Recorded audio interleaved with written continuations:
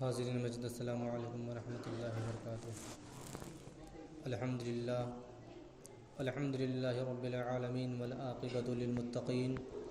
والصلاة والسلام علی سید المرسلین وعلی آلہ واصحابہ اجمعین، اما بعد فاعوذ باللہ من الشیطان الرجیم، بسم اللہ الرحمن الرحیم۔ ان الدین عند اللہ الاسلام، صدق اللہ مولانا العظیم وبلغنا رسولہ النبی الامین المکین الکریم، ونحن علی ذلک لمن الشاہدین والشاکرین، والحمد للہ رب العالمین۔ محترم سامعین، آئیے کچھ عرض و معروض سے قبل آقائے نامدار، مدینے کے تاجدار، جناب روح فدا محمد عربی صلی اللہ تعالی وسلم کی بارگاہ بے کس پناہ میں درود و سلام کی ڈالی نشاور کریں اور پڑھیں بآواز بلند، اللہم صلی علی سیدنا شفیعنا حبیبنا کریمنا مولانا محمد وبارک وسلم، صلاۃ و سلام علیک یا رسول اللہ صلی اللہ تعالی علیہ وسلم۔ محترم سامعین، یہ عربی سال کے مہینوں کا شعبان المعظم کا مہینہ چل رہا ہے، جس کی آج 12 تاریخ ہے، اور اسی مہینے کی 14 تاریخ اور 15ویں شب کو شب برات کے نام سے ایک رات آتی ہے، جس کو اللہ تبارک و تعالی نے اتنا مقدس اور اتنا بابرکت بنایا ہے کہ اگر کوئی بندہ خشوع اور خضوع اور دل جوئی کے ساتھ اپنی کوئی بات رب تبارک و تعالیٰ کی بارگاہ میں رکھے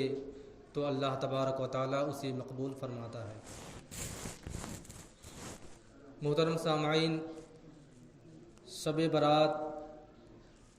یہ ایسی مقدس اور پاکیزہ رات ہے جس کے بارے میں آتا ہے کہ اسی رات کو اللہ تبارک و تعالیٰ اپنے تمام بندوں کے احوال کو مرتب فرماتا ہے، لکھتا ہے، یعنی اپنے ہر بندے کے بارے میں اللہ تبارک و تعالیٰ اسی رات کو اپنے مطابق اور اپنی ذات و صفات کے مطابق جو اس کا طریقہ ہے، اس طریقے پر اپنے بندوں کو کا حساب لگاتا ہے کہ میرا بندہ، یعنی اس شب برات سے لے کر کے آنے والے شب برات تک 1 سال کے پورے زندگی کے احوال اس میں رب تبارک و تعالیٰ نوٹ فرماتا ہے کہ میرا کون سا بندہ اس سال امیر ہوگا، کون سا بندہ غریب ہوگا، کون سا بندہ میرا فرما بردار ہوگا، کون سا بندہ اور کس کی کس ٹائم، کس دن اور کس وقت میں موت ہونے والی ہے، کس کے گھر میں بچے کی پیدائش ہونے والی ہے، کس کے یہاں حادثات ہونے والے ہیں۔ ان تمام گویا کی تمام چیزوں کو جو انسان کی زندگی میں درپیش آتی ہے، وہ تمام چیزیں، اس کے زندگی کے تمام حال جو 1 سال کے اندر اس کے ساتھ ہونے والا ہوتا ہے، رب تبارک و تعالیٰ اسی رات کو نوٹ فرماتا ہے۔ اسی وجہ سے کچھ بزرگان دین اور ہمارے اکابرین نے فرمایا ہے کہ اس رات کو اسی وجہ سے اللہ تبارک و تعالیٰ کی عبادت کیا کرو، تاکہ اللہ تبارک و تعالیٰ وہ سال آپ کے حق میں بھلائی والا لکھ دے۔ اس وجہ سے کم اس رات عبادت کر لیا کرو۔ اگر آپ خوف خدا کی وجہ سے عبادت نہیں کر سکتے ہیں تو کم سے کم اتنا سوچ کے عبادت کر لیا کریں کہ آج کی رات اگر اللہ تبارک و تعالیٰ مجھ سے خوش ہوا تو یہ سال ہمارے حق میں بہترین اور بھلائی والا لکھ دے گا۔ اس وجہ سے عبادت کیا کریں۔ حضرت عائشہ صدیقہ رضی اللہ تعالی عنہا فرماتی ہیں کہ ایک رات میں بستر پر لیٹی ہوئی تھی، سرور کائنات فخر موجودات محمد عربی صلی اللہ تعالی وسلم کو میں رات کے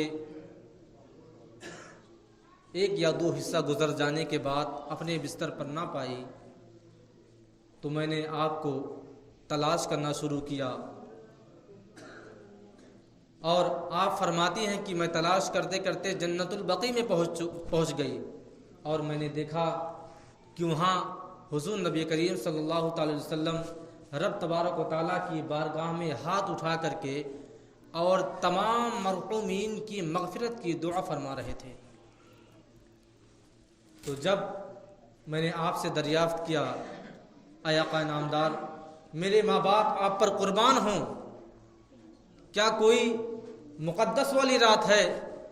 کہ آپ میرے بستر سے اٹھ کر کے جنت البقیع اور میں آ کر کے تمام مرحومین کی مغفرت کی دعا فرما رہے ہیں؟ حضور تاجدار مدینہ صلی اللہ علیہ وسلم نے ارشاد فرمایا، اے عائشہ صدیقہ، یہ شعبان المعظم کی 15ویں شب ہے، اور اس شب کو اللہ تبارک و تعالی غروب آفتاب سے لے کر کے طلوع فجر تک، یعنی مغرب بعد سے لے کر کے اور فجر کے وقت تک رب تبارک و تعالی اپنے بندوں کو پکار پکار کے فرماتا ہے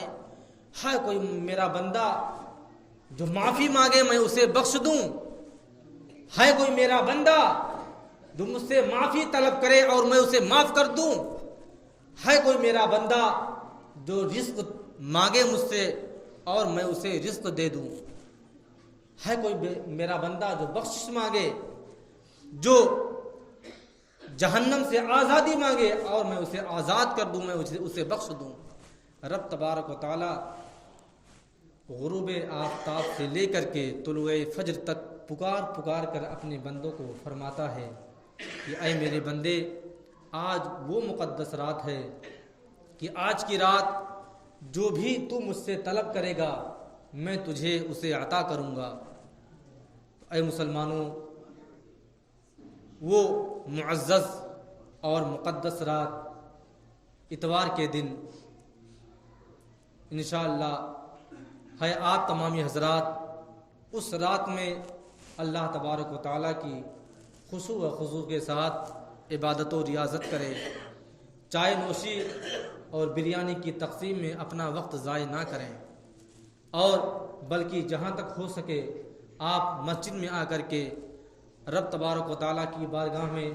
اپنی قضائے عمری بھی ادا کر لیں۔ نفل سے بہتر ہے کہ آپ اپنی قضائے عمری کو ادا کر لیں، کیونکہ کل قیامت کے دن رب تبارک و تعالیٰ کی سامنے جب پیشی ہوگی تو سب سے پہلے رب تبارک و تعالیٰ نماز کے بارے میں پوچھے گا، اور جب آپ سے اس وقت نفل کے بارے میں نہیں پوچھا جائے گا کہ آپ نے اس رات کتنی نفل نماز ادا کی اور کتنی چھوڑی۔ اسی وجہ سے بہتر اور مناسب یہ ہوتا ہے کہ جو راتیں ہمارے لیے مقدس بنائی گئی ہیں اس رات کو بہترین اور غنیمت سمجھ کر کے اس رات کو اللہ تبارک و تعالیٰ کی زیادہ سے زیادہ عبادت کی شکل میں اپنی قضائے عمری کو پورا کر لیا کریں، کیونکہ جو آپ اپنی قضائے عمری بھرے رہیں گے اتنی آپ کی جو نمازیں قضا ہوئی ہیں آپ کے نامہ اعمال سے، آپ کے گناہوں سے اتنی نمازیں ختم کر دی جائیں گی۔ تو بہترین اور مناسب طریقہ یہ ہوتا ہے عبادت کا کہ جو رات مقدس والی بابرکت والی ملے، اور کبھی ایسے بھی اگر موقع مل جائے عبادت کرنے کا جمعہ کے دن یا غیر نمازوں میں کسی وقت بھی موقع مل جائے تو بہترین اور مناسب یہی سمجھنا چاہیے کہ ہم نفل کے بجائے اپنی قضائے عمری کو بھر لیا کریں، اور اگر دل نہ مانے تو 2-4 رکعت نفل نماز بھی ادا کر لیں، لیکن بقیہ وقت آپ اپنا قضائے عمری میں گزاریں تاکہ اللہ تبارک و تعالیٰ آپ کو وہ نمازیں ان نمازوں کی بھرپائی کر دے جو نمازیں آپ کی زندگی میں قضا ہو چکی ہیں۔ اللہ تبارک و تعالیٰ ایسی مقدس راتیں ہم کو سال میں صرف ایک بار عطا فرماتا ہے کہ جو ایسی مقدس راتیں ہیں کہ اللہ تبارک و تعالیٰ کی بارگاہ میں اگر جس چیز کی ہم طلب چاہتے ہیں، جس چیز کو ہم طلب کرنا چاہتے ہیں، اگر وہ جائز اور اچھی چیز ہے تو یقین جانیں کہ اللہ تبارک و تعالیٰ آپ کو وہ چیزیں ضرور عطا فرمائے گا، لیکن اس کے ساتھ ضروری یہ ہے کہ آپ کے دعا میں آپ کے مانگنے کی حالت یہ ہونی چاہیے کہ ایسے آپ مانگیں کہ اللہ تبارک و تعالیٰ سے ایسا طلب کریں کہ آپ کو اللہ تبارک و تعالیٰ دے دے، اس طرح طلب کرنا چاہیے۔ حضرت عمر فاروق رضی اللہ تعالیٰ عنہ کے زمانے میں ایک شرابی تھا جو شراب پینے کا عادی تھا، نہیں چھوڑ رہا تھا، اور حضرت عمر فاروق رضی اللہ تعالیٰ عنہ اس وقت امیر المومنین تھے۔ آپ کا اعلان تھا کوئی بھی شخص اگر شراب پیتا ملے تو اسے درے مارے جائیں گے یا تو اس کی گردن اڑا دی جائے گی۔ اب سوچئے اتنا خوف کہ لوگ ایک ہی دن کے اندر پورا شہر مدینہ جو شراب پینے کا عادی تھا مکمل طور سے چھوڑ چکا تھا، لیکن ایک شخص جو ابھی اس کی عادت مکمل طور سے ختم نہ ہوئی تھی، حضرت عمر فاروق رضی اللہ تعالیٰ عنہ کے سامنے سے اس کا گزر ہوا اور اس کے ہاتھ میں شراب کی بوتل تھی۔ جب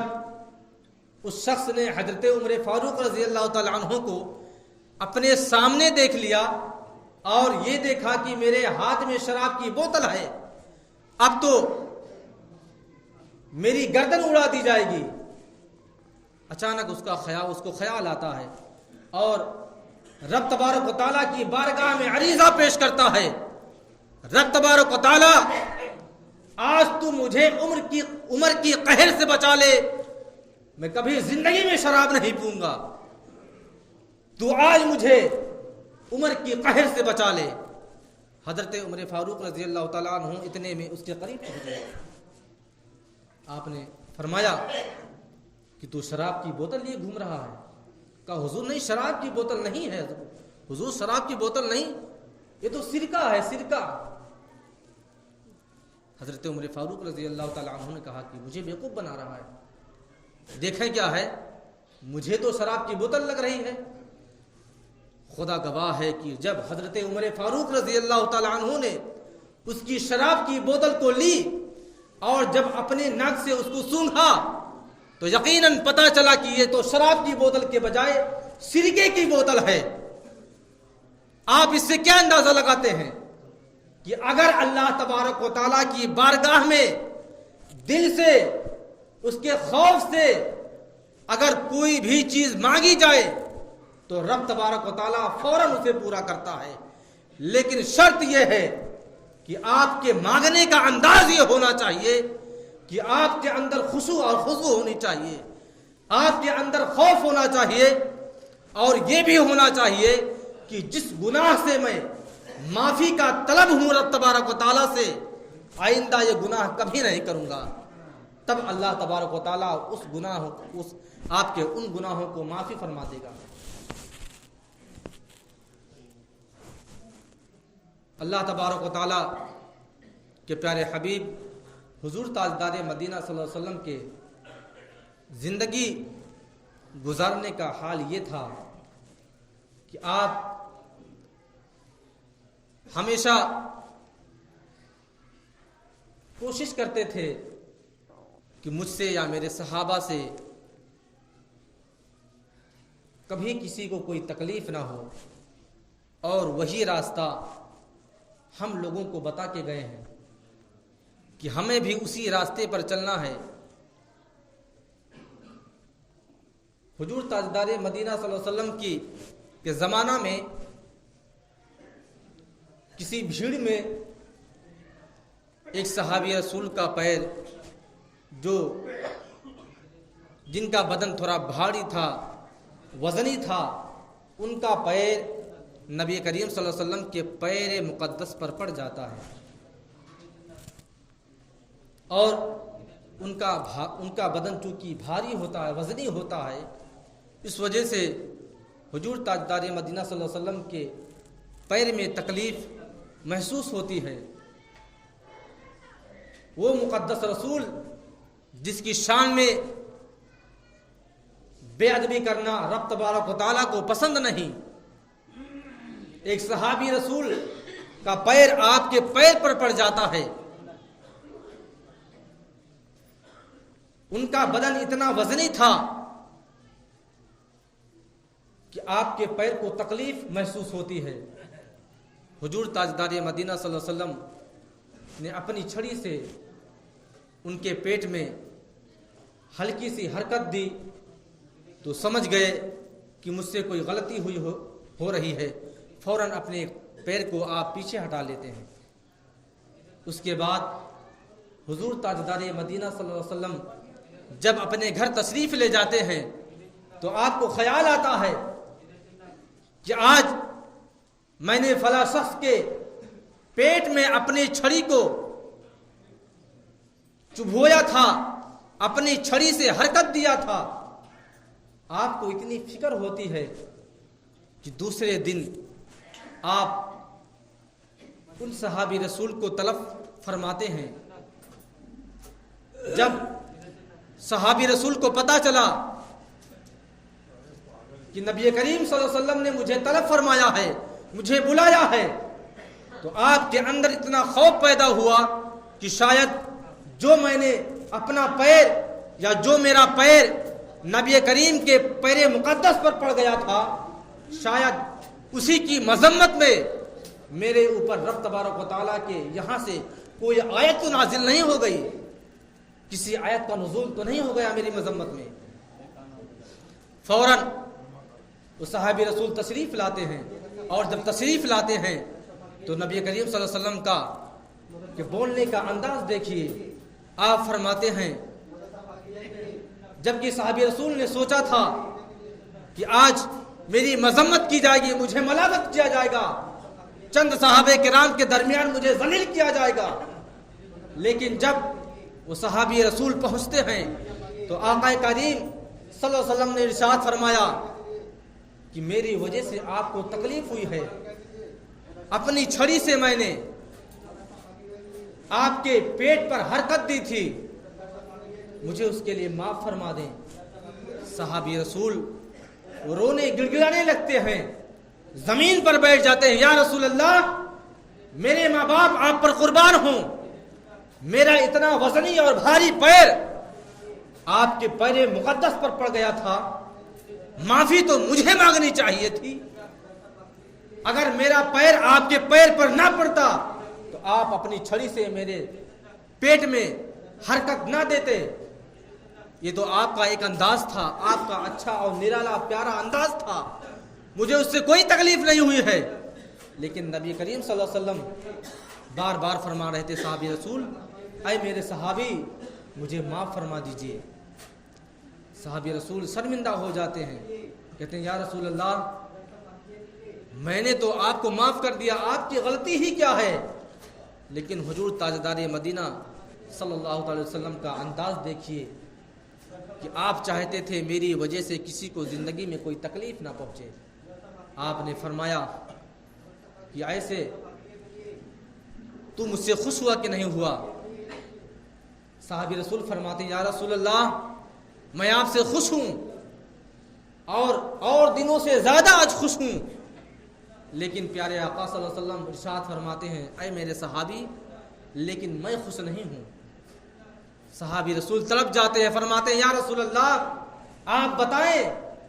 آپ کس طرح مجھ سے خوش ہوں گے، آپ جو کہیں کرنے کے لیے میں تیار ہوں۔ حضور تاجدار مدینہ صلی اللہ تعالی علیہ وسلم نے ارشاد فرمایا، آپ کا ارشاد سنیے ایمان تازہ ہو جائے گا۔ آپ فرماتے ہیں اے میرے صحابی، میرے پاس مال غنیمت میں میرے حق میں مجھے 80 اونٹ مجھے دیا گیا ہے، آپ وہ 80 اونٹ میری طرف سے آپ قبول فرما لیں، اس کے بعد میں خوش ہو جاؤں گا۔ سوچئے ایک صحابی رسول سے غلطی ہوئی یا نہ انجانے میں پیر پڑ گیا آپ کے پیر پر، اور صحابی رسول جو پریشان حال تھے یا رسول اللہ میرا کیا ہوگا، میرا پیر تو آپ کے پیر مقدس پر پڑ گیا، لیکن نہیں، حضور تاجدار مدینہ صلی اللہ تعالی علیہ وسلم چاہتے تھے کہ میری وجہ سے کبھی کسی کو تکلیف نہ ہو۔ اور آج ہمارا بھی یہی نظریہ ہونا چاہیے، ہمارے جینے کا طریقہ یہی ہونا چاہیے کہ کبھی اپنوں کی وجہ سے، آپ کی وجہ سے کسی کو تکلیف نہ ہو، کیونکہ اگر آپ کی وجہ سے کسی کو زندگی میں تکلیف ہوئی ہے نا، تو شب برات جو مبارک اور مقدس رات آتی ہے نا، اس میں بھی کچھ لوگ شکایت کرتے ہیں کہ میں نے رب تبارک و تعالیٰ کا اگر اس کا وعدہ تھا تو میں نے فلاں چیز طلب کی، نہیں ملا۔ اس سے پتہ چلا کہ آپ کہیں غلطی پہلے سے کر رہے ہیں، آپ نے کسی کا دل دکھایا ہوگا، آپ کی وجہ سے کسی کو زندگی میں کوئی تکلیف ہوئی ہوگی اور آپ نے معافی نہیں مانگی ہوگی، آپ نے کبھی کسی کے زمین کو غصب کیا ہوگا، آپ نے اپنے محلے میں کسی کو تکلیف دیا ہوگا۔ آج تو رواج بن گیا ہے کہ اگر شادی بیاہ میں کسی کے ہاں ڈی جے بج جائے اور پڑوسی اگر آ کے کہہ دے بابو تھوڑا ویلون کو سلو کر لو، سونے میں دقت ہو رہی ہے، تو دوسرے دن لاٹھی لے کے کھڑا رہے گا دروازے پہ۔ ارے شادی کہیں روز روز آتی ہے، ایک ہی دن تو ڈی جے بجا تھا، وہ بھی برداشت نہیں ہوا، اتنا جلن اتنا حسد ہے۔ اس میں حسد جلن کی بات ہی کوئی نہیں ہے بھائی، آپ تو طریقہ آپ کا غلط ہے، آپ خود گناہوں میں ملوث ہیں، اور دوسرے شخص کو اگر تکلیف ہو رہی ہے، اگر آپ کو روکنے کی کوشش کر رہا ہے تو اس کو آپ دوسرے طریقے سے سمجھانے کی کوشش کر رہے ہیں، اس کو حسد اور جلن اور کیا کیا بولتے ہیں، یہ سب نہیں بولنا چاہیے۔ ہمیشہ زندگی میں خیال رہے کہ آپ کی وجہ سے کوشش کریں کہ کسی کو تکلیف نہ ہو۔ اگر آپ کی وجہ سے کسی کو تکلیف ہوئی ہے تو مقدس راتیں جو آتی ہیں نا، آپ رات بھر عبادت کرتے رہیں، دعا مانگتے رہیں، قبول نہیں ہوگی۔ اگر آپ کے والدین آپ سے ناراض ہیں تو اس رات آپ پوری رات رب تبارک و تعالیٰ کی بارگاہ میں سجدے بڑکتے رہیں، سر کو پٹکتے رہیں، کوئی فرق نہیں پڑے گا۔ جب تک آپ کے والدین آپ سے خوش نہیں ہوں گے تب تک رب تبارک و تعالیٰ آپ سے خوش نہیں ہوگا۔ تو بتانے کا مقصد یہ ہے کہ غور کریں زندگی میں، اگر کسی کے سامنے یا کوئی شخص آپ سے تکلیف میں ہے، آپ کی وجہ سے مشکل میں ہے، تو اس سے معافی طلب کریں، اس کی مشکلات کو دور کریں، اور اس طرح زندگی بسر کرنے کا طریقہ اختیار کریں۔ اور ایک اعلان یہ بھی کرنا تھا کہ وہ جامع مسجد کا جو